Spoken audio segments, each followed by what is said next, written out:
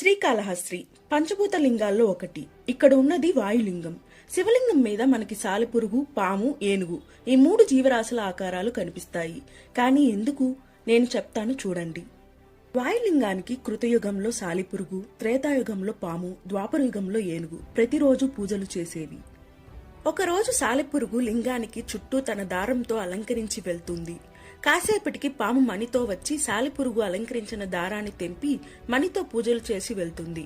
మరి కాసేపటికి ఏనుగు నదిలో నీటిని తొండంతో తెచ్చి పాము పెట్టిన మణిని తోసేసి సాలెపురుగు అల్లిన దారాన్ని తెంచి నీటితో శివుడికి అభిషేకం చేసి వెళ్తుంది. ఇలా కొన్ని రోజులు పోయాక పాము పెట్టిన మణిని ఎవరో కావాలనే తీసేస్తున్నారని పాము ఒక చోటు ఉండి చూస్తుంది. అప్పుడు ఏనుగు నీళ్లు పూలతో వచ్చి శివుడికి పూజ చేస్తుంటే పాము ఏనుగు తొండంలో దూరి ఇబ్బంది పెడుతుంది.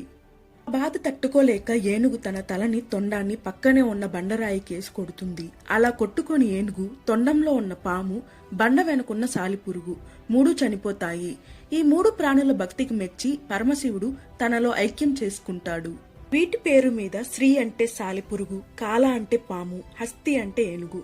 ఇలా శ్రీకాళహస్తి అని పేరు వచ్చింది.